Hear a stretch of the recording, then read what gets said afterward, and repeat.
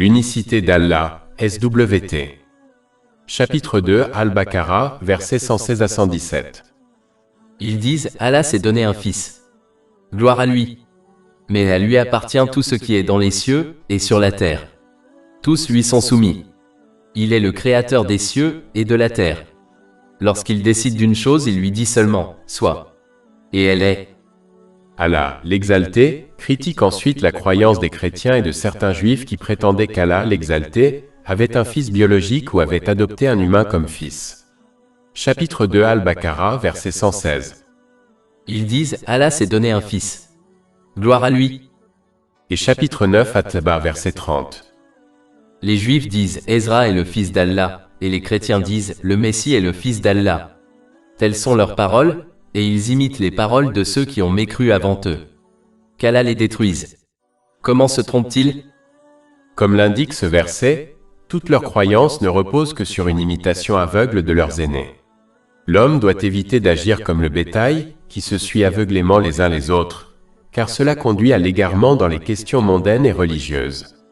L'homme doit plutôt faire appel à son bon sens, s'efforcer d'acquérir des connaissances utiles, et ensuite agir en conséquence, même si cela contredit le comportement et l'attitude de ses aînés.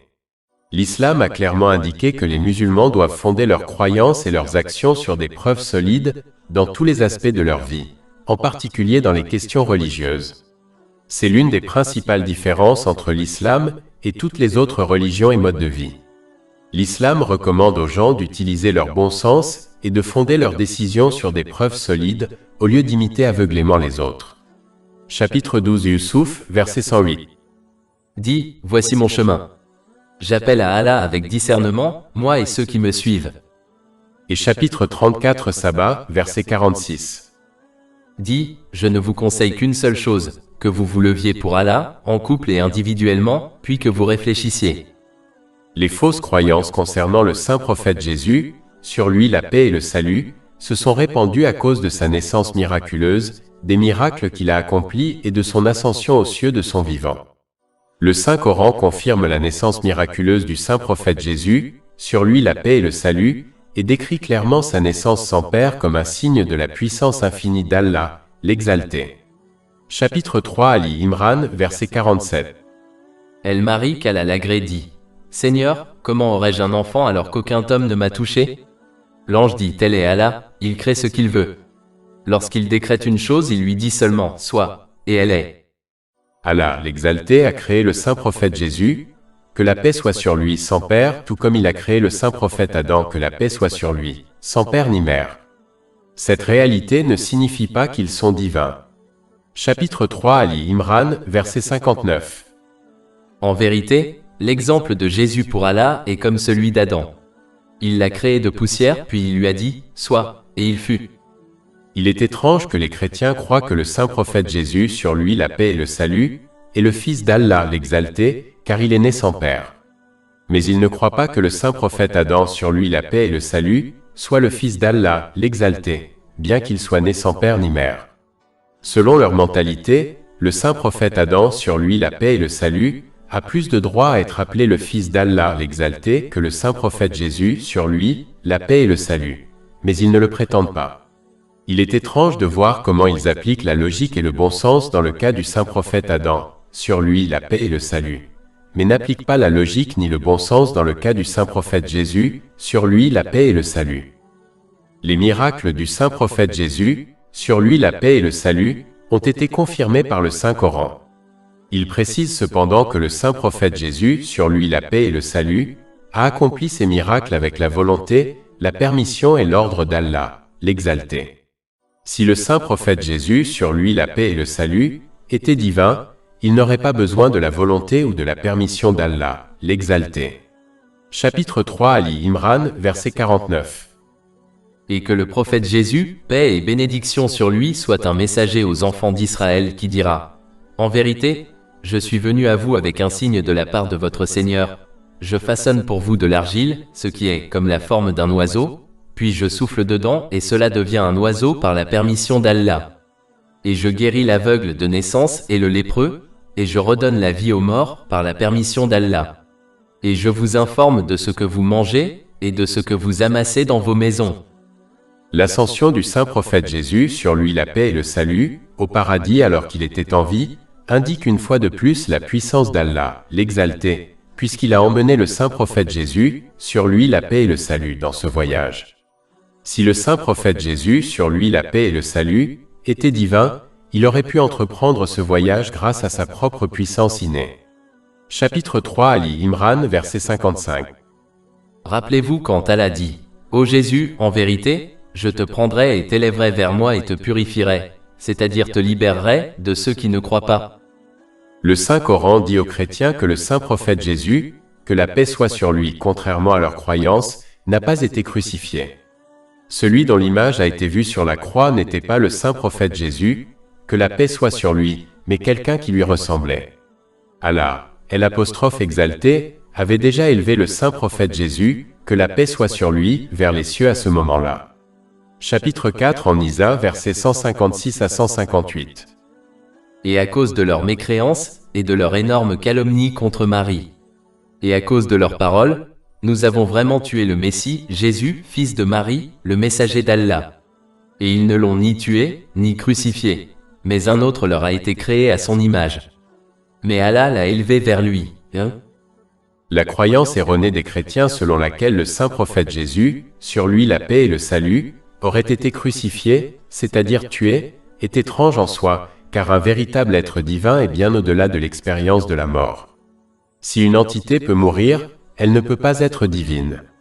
En réalité, leur croyance erronée concernant sa mort par crucifixion nie donc en elle-même leur croyance erronée en sa divinité. Un être divin est par nature quelque chose qui est autosuffisant, c'est-à-dire qu'il n'a pas besoin de quelqu'un d'autre pour le soutenir. Si un être est soutenu par un autre, il ne peut pas être divin.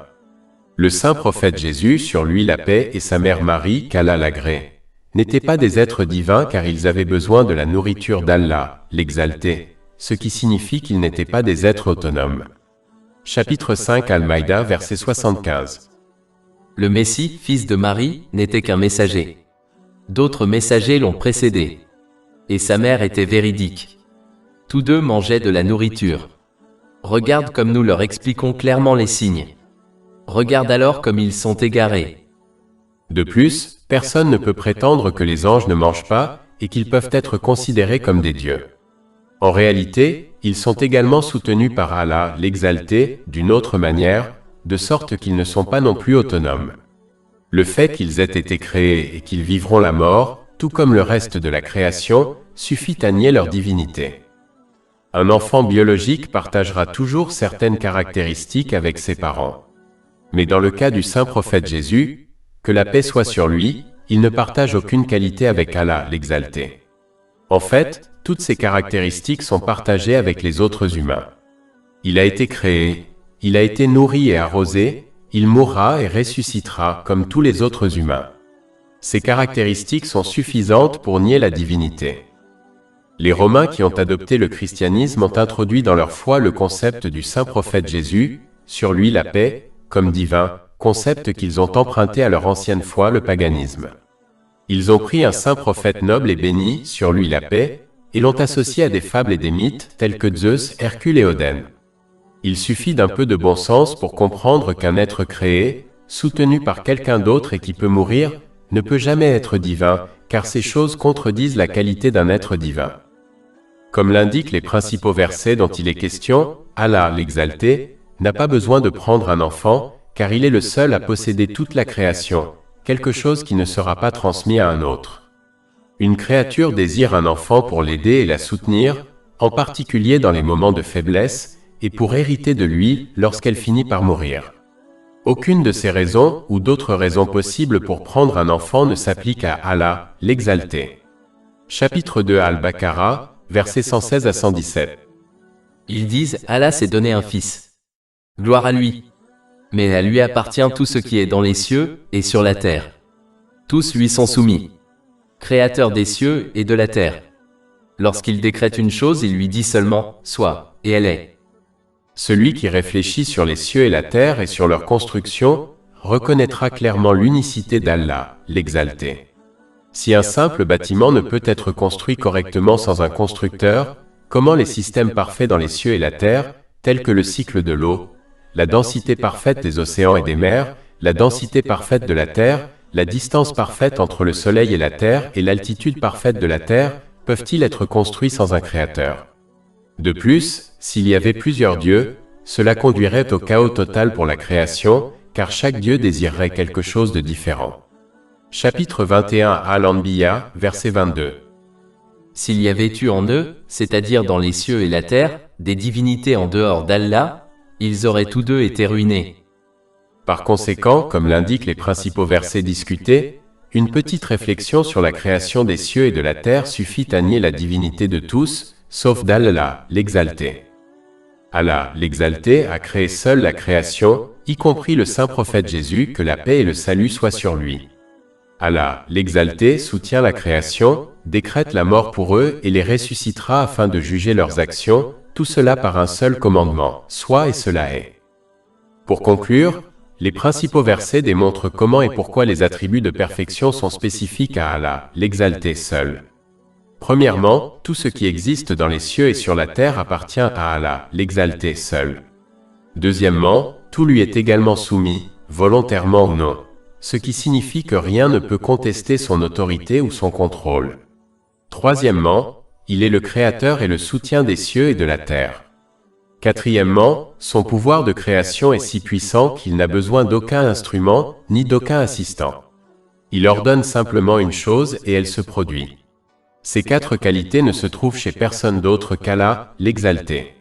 S'il avait une descendance, il partagerait au moins une de ces qualités avec lui, mais aucune créature ne peut ou ne possédera jamais aucune d'entre elles. En fait, même ceux qui lui attribuent une descendance croient en cette vérité. Par conséquent, leur propre croyance contredit leur affirmation selon laquelle il a une descendance. Chapitre 2 Al-Baqarah, versets 116 à 117. Mais c'est à lui qu'appartient tout ce qui est dans les cieux et sur la terre. Tous lui sont soumis. Créateur des cieux et de la terre. Lorsqu'il décrète une chose, il lui dit seulement « soit » et elle est. D'une manière générale, ces versets rappellent aux musulmans que comme Allah, l'exalté, est le seul à avoir créé, à soutenir et à contrôler toute la création, comme personne ne peut échapper à ses décrets, et que nous nous y soumettons donc qu'il le veuille ou non, nous devons lui obéir.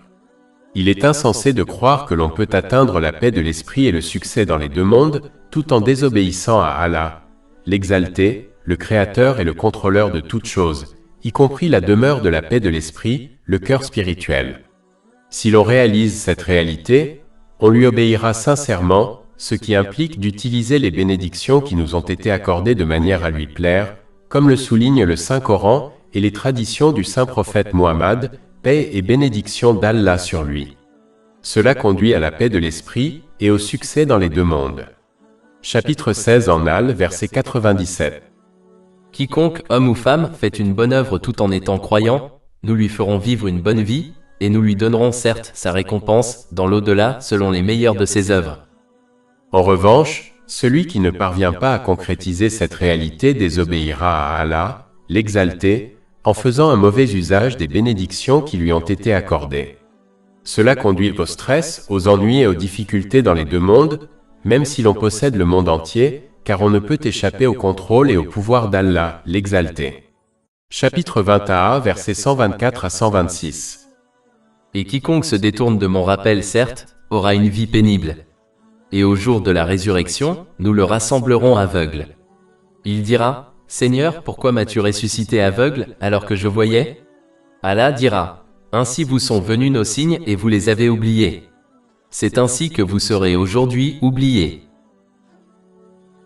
Plus de 400 livres électroniques, livres audio, infographies, podcasts et blogs gratuits disponibles sur notre site web www.chekpod.com.